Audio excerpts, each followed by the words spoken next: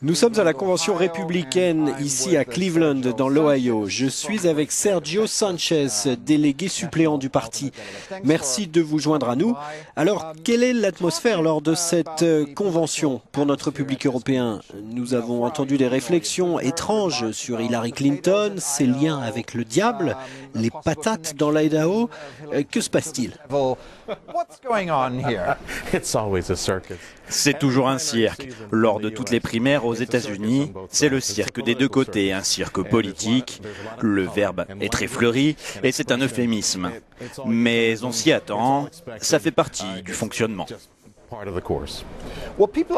Ce que les gens en Europe ne voient pas dans cette convention, c'est la diversité américaine. C'est encore un parti majoritairement blanc. Bon, vous êtes latino du Texas. Le magazine New Yorker a publié par exemple un article affirmant que la tâche la plus difficile pour les républicains, c'est d'attirer les latinos. Que répondez-vous? Comment Trump peut-il remporter cet électorat? Déjà, je voudrais préciser qu'avec nos 17 candidats aux primaires, la diversité était là. Il y avait une femme et un afro-américain, un hispanique, et à la fin, c'est un outsider qui l'emporte. Un homme d'affaires, un citoyen, une personne extérieure à la politique. Les gens sont venus de nulle part et ont voté pour lui. Dans ma région, le record de votants a été battu. C'est le Texas profond à la frontière, mais 3 fois plus de gens que d'habitude ont voté. Et en regardant les chiffres, car je m'y intéresse de près, j'ai vu beaucoup de gens qui n'avaient pas voté depuis des années venir voter. Des démocrates ont même changé de camp. Pour moi, vendre Donald Trump est en fait assez facile. Je viens du milieu des médias. J'y travaille depuis 20 ans. Je tiens une radio, je connais le marché, c'est mon marché. Il est plus facile à vendre. En 2010, j'ai assisté à la révolution du Tea Party. 65 ou 66 membres du Congrès ont été mis à la porte. De nouveaux citoyens les ont remplacés. Aujourd'hui, c'est la continuité de ce mouvement. Les gens ne veulent plus de politique à l'ancienne.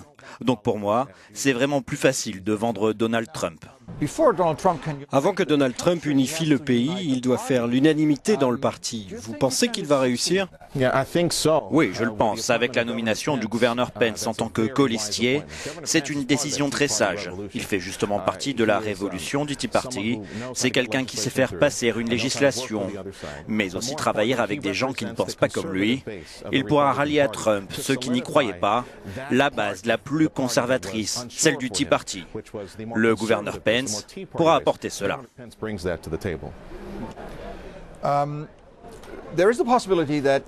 Il y a une possibilité que Trump perde. Qu'arrive-t-il au Parti républicain si c'est le cas?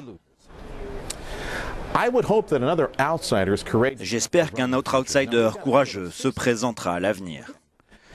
Maintenant, nous avons 16 candidats qui ont participé. Parmi eux, j'espère que Cruz se représentera. Le docteur Carson aussi, c'est aussi un outsider. Mais je ne veux pas me concentrer sur la défaite. Je me concentre sur une victoire de Donald Trump au mois de novembre.